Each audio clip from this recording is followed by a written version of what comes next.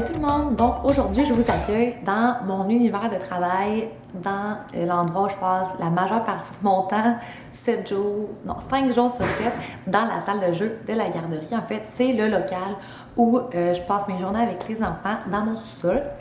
Et là, ce que j'ai envie de vous dire avant de commencer, c'est que j'ai préparé pour vous, avant d'enregistrer cette capsule-ci, un petit tour guidé dans lequel je vais vous présenter les différents meubles de rangement, en tout cas, comment j'organise mon espace. Puis c'est vraiment dans le but de vous pister parce que je pense pas qu'il y ait une meilleure façon de faire que d'autres. Sauf que moi, j'ai vraiment trouvé une recette-là qui fonctionne à merveille pour moi et ça depuis quand même 2-3 ans. Parce que quand j'ai ouvert, il y a bientôt 5 ans, ça allait pas pantoute mon affaire. J'avais 5 poupons puis je m'étais dit il faut qu'ils soient stimulés, fait que je vais leur laisser tout apporter, des balles, des blocs, des ci, des ça. Puis j'ai tellement perdu le contrôle parce que au final, je passais le plus clair de mon temps à ramasser des jouets avec lesquels ils n'avaient même pas joué. Donc ce qu'il faut se rappeler, c'est que vous n'êtes pas obligé de tout mettre rapidement pour qu'il y ait un genre d'effet méga wow, parce que si vous tirez dans le pied dans la mesure où tout va perdre sa valeur et son wow justement plus rapidement. Donc comme je vous ai dit précédemment, le secret de mon organisation ici, c'est la rotation. Que ce soit la rotation des jeux de société, des casse-têtes, des sortes de blocs, des voitures, des livres. Je range les choses pour en sortir des nouvelles à toutes les 2 semaines environ, de sorte à ce qu'un livre qui a juste à faire 10 ans ait encore son effet wow quand je vais le sortir lors de la rotation. Donc, c'est tout le premier conseil que je voulais vous donner. Et le deuxième, c'est que pour aimer cette façon de faire-là, il faut être bien organisé. Et moi, mon outil d'organisation principal, ce sont les bacs Trofast de chez Ikea. Peu importe le format, les plus petits me servent pour mettre tout ce qui est crayon. J'ai une boîte crayon de cire, une crayon de bois, une crayon de feuille, une ciseau école, une autocollant, une crayon étampe, tout est rangé. Les moyens, je les prends pour mettre tout ce qui est dessin, cahier colorier, feuilles blanches, carton de bricolage. C'est un format qui est super intéressant. Puis sinon, j'ai les gros bacs pour tout ce qui est blocs, les matériels de poupée, tout ce que j'ai en plus grande quantité. Quand ils sont dans la garderie, j'enlève le couvercle, mais quand ils sont dans le rangement, c'est vraiment chouette d'en avoir quelques-uns pour pouvoir les empiler. Fait qu'à partir de là, si vous n'avez pas beaucoup d'espace puis que c'est plus compliqué, bien c'est facile à identifier. Puis si comme moi, mais vous avez des bibliothèques assez ouvertes, ben j'ai même pas besoin parce que tout est à portée de la main. C'est ce qui rend le tout merveilleux et agréable pour tout le monde. Autre conseil que je vous donne avant de commencer la visite guidée, c'est au niveau de l'affichage. Parce que des fois, on dirait qu'on ne sait pas trop quoi acheter, quoi pas acheter. Je vais vous donner le même conseil qu'on m'avait donné quand j'enseignais, c'est de ne pas surcharger visuellement l'espace des enfants.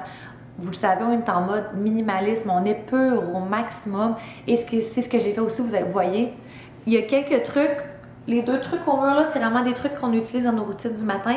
Mais sinon, ce que vous voyez là, c'est des bricolages des enfants que j'enlève de façon hebdomadaire presque, ou peut-être aux 2 semaines quand on finit une thématique, ou je mets ça dans la pochette puis je range ça pour plus tard. Mais c'est vraiment ce qui est affiché. Sinon là, vous les voyez pas, mais j'ai sur un mur 3 cordes avec le matériel d'affichage que Catherine a réalisé, l'alphabet, le corps humain et les chiffres. Parce que ce qui est important pour moi, c'est que ce qui est affiché sur les murs ait une dimension ludique, oui, c'est coloré, c'est beau, mais aussi éducative, qui fait en sorte qu'on peut démarrer une belle discussion, faire des liens avec ce qu'on connaît, s'amuser à deviner des chiffres. Ça fait partie de ma façon d'éduquer, d'enseigner avec les enfants.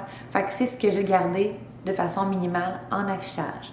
Dernier point que je vais vous dire par rapport à ce sujet-là, c'est que c'est intéressant si vous avez des enfants qui aiment dessiner ou bricoler, de se garder un espace pour afficher leur réalisation. C'est une belle façon de les amener à être fiers d'eux-mêmes, de faire des choix peut-être aussi parmi leur travail, lequel t'aimes le plus, pourquoi. Moi ici, j'ai comme pris ma porte, vous allez voir ça plus tard dans la vidéo, ma porte qui mène comme au rangement cabanon qu'on appelle, là, pour les afficher. Fait que c'est pas trop tape à l'œil, mais ils sont présents quand même avec leur nom d'inscrit. C'est toujours gagnant. Ce que vous pourriez faire, sinon, c'est peut-être qu'il existe les cadres 8,5 par 11 chez Ikea que vous pouvez encadrer avec les rubans de type Comed qui font pas de trous dans les murs. Je vous en parlerai si ça vous intéresse. Mais c'est une belle façon aussi de mettre en valeur les travaux de vos enfants. Puis du coup, ça fait une super belle décoration pour une salle de jeu. Alors, sans plus tarder, on part en visite guidée. Donc, voici l'espace salle familiale garderie. Donc, comme vous pouvez constater, c'est pas surchargé, c'est vraiment une belle salle de jeu. Dans mon fort intérieur, j'ai toujours voulu avoir comme une petite salle de classe et je pense que c'est ce qui transparaît ici. Donc, j'ai un affichage assez léger avec beaucoup d'espace de rangement, mais que je n'ai pas surchargé. C'est vraiment important pour moi de ne pas trop en mettre. Puis je vais vous dire pourquoi. C'est parce que plus vous en mettez, plus vos jouets vont perdre de la valeur, puis plus rapidement ils vont être pas désuets, mais moins intéressants pour les enfants. Donc, qu'est-ce que vous pouvez voir dans la bibliothèque ici? C'est que j'ai beaucoup de camions. J'ai vraiment les fans, les enfants ici adorent se promener avec les camions. Je mets toujours une sorte de bloc. Là, j'ai mis un panier de jeux libres. Ici, des petits autos dans le panier blanc. Puis je vais essayer de cibler toujours quelques petits jeux de société qui peuvent jouer de façon autonome parce qu'il est important pour moi, c'est que tout ce qui est dans la garderie leur est accessible sans danger. Fait que quand ils arrivent en bas, ils sont capables de s'installer de façon complètement autonome.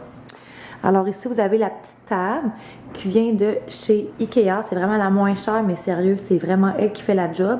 Là, vous voyez, j'ai mis 2 ateliers dessus, mais si les enfants veulent jouer à se faire à manger ou peu importe avec la cuisinette qui, elle aussi, vient de chez Ikea, ben c'est facile à enlever et c'est pas plus compliqué que ça.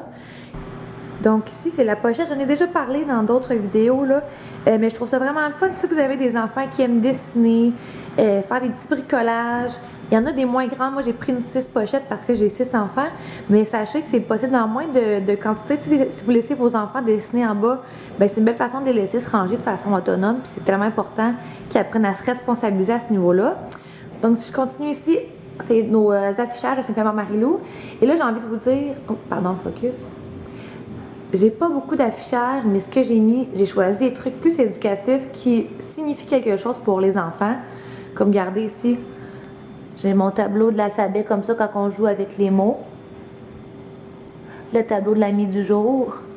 Le carton du mot, toujours le mot qu'on fait en autocollant une fois ou deux par mois. Avec le train de l'alphabet et toujours avec leur nom d'afficher d'une façon ou d'une autre, de sorte à ce que ça soit visible. C'est tellement le fun. Des fois, ils mangent la collation puis ils se posent des questions à savoir qui a quelle lettre dans son nom. C'est merveilleux d'apprendre sans même s'en rendre compte. Au niveau de la lecture, on le dit, on le répète, la présence de livres de toutes sortes dans l'environnement des enfants est un élément clé pour développer leur intérêt envers cette activité tellement précieuse pour les apprentissages à l'école. Donc, moi ici, à toutes les semaines ou 2 semaines, je fais une rotation. Cette magnifique bibliothèque, je l'ai trouvée à donner sur Marketplace. Mais sachez que vous pouvez toujours utiliser des smiles. Je vous en montrer comme dans la chambre d'Eva pour les présenter parce que du coup, non seulement il faut qu'ils soient présents, mais qu'il faut qu'ils soient intéressants à l'œil. Fait que si vous optez pour une bibliothèque, que les livres sont rangés comme dans une bibliothèque standard, c'est sûr qu'en voyant pas la page, ils tombent rapidement à l'oubli. Donc, c'est pour cette raison-ci que j'en ai mis, regardez, là, on parle du corps humain. Fait que j'en ai mis un ici. J'en ai également mis un, pardon, ici. Fait qu'il y en a un petit peu partout. Les enfants sont libres de les prendre à leur aise pour pouvoir les feuilleter. Les chaises de lecture, quand elles viennent aussi de chez Ikea, toutefois, je me rends compte que les enfants, ils s'en foutent un peu.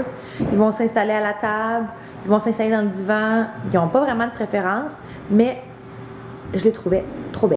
Comme je vous le dis très souvent, j'ai vraiment des artistes à la garderie, sauf que je suis pas fan de toujours tout accrocher. Je trouve que ça vient surcharger l'espace.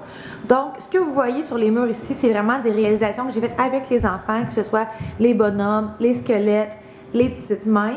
Mais quand on arrive dans leur bricot, j'ai choisi de les mettre sur une porte. Fait que je trouve que si je me recule, pardon, focus, ça vient pas trop agressant pour les yeux. Et c'est quand même quelque chose que je vous suggère, peut-être d'acheter un babillard ou de réserver un espace pour les réalisations de vos enfants dans les salles de jeu. Ils sont toujours contents puis ça donne une belle valeur. Pourquoi pas acheter des petits cadres même chez Ikea? C'est vraiment une belle façon de donner l'importance à leur création. Ils sont tellement fiers d'eux quand ils font un dessin à leur goût. Dernier petit meuble que je vais vous présenter ici, de chez Ikea encore une fois. Voyons mon focus. C'est vraiment mon meuble de matériel artistique. Donc quand les enfants s'approchent ici, crayon de feutre, crayon de bois, crayon effaçable à sec, ciseaux colle, autocollant. J'ai mis les pinces de motricité. Fait qu'encore une fois, c'est accessible, mais seulement pour les plus grands. Fait que naturellement, les enfants savent qui a accès à ça, puis ils sont libres de se demander de l'aide entre eux ou encore de m'en demander à moi quand ils en veulent. Dernier meuble de rangement dans le même style. Sérieux, je vous le dirai jamais assez. Ces meubles-là avec les bacs universels qui fit dans tous les rangements. C'est un life changer. J'ai 5 filles, de là la trop grande quantité de trucs de bébé, mais j'ai vraiment des petites mères en puissance. Puis j'ai ce meuble-là ici qui, aux yeux des enfants, est à moi. Sauf que si demande la permission, vous allez voir, il y a les tableaux effaçables à sec en bas. Il y a les dessins, pardon, les petits cahiers d'apprentissage d'école que je vous ai souvent montré là, effaçables à sec, qui ont le droit de prendre, sauf qu'ils doivent avoir demandé la permission pour ça ici. Fait que c'est ce qui complète le tour de la garderie. Alors c'est ici que je viens ranger tous les jeux qui sont en rotation en fait là, quand que, ils sont pas sur le plancher de jeu. Là vous allez voir, écoutez, c'est pas top ordre, mais moi je m'y retrouve et c'est ce qui est important. Donc j'ai toutes mis mes casse-têtes ensemble, puis j'avais des boîtes tellement défaites que j'ai choisi de mettre ça dans des sacs Ziploc que j'ai depuis vraiment longtemps. Les jeux de société sont triés par catégorie ici, comme ça, mes petits jeux d'adresse.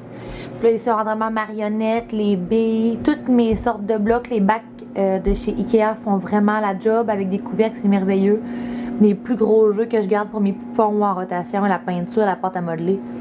Vraiment, tout y est. Puis sinon, ce que je peux vous montrer aussi, c'est ici. Excusez-moi, on est vraiment dans la salle mécanique. C'est mon rangement de livres, là, c'est vraiment le bordel. D'ailleurs, il faut que je fasse la rotation cette semaine. Mais c'est dans ces paniers-là ici que je vais toutes les placer. Puis que les enfants vont venir choisir leurs livres là, à toutes les semaines.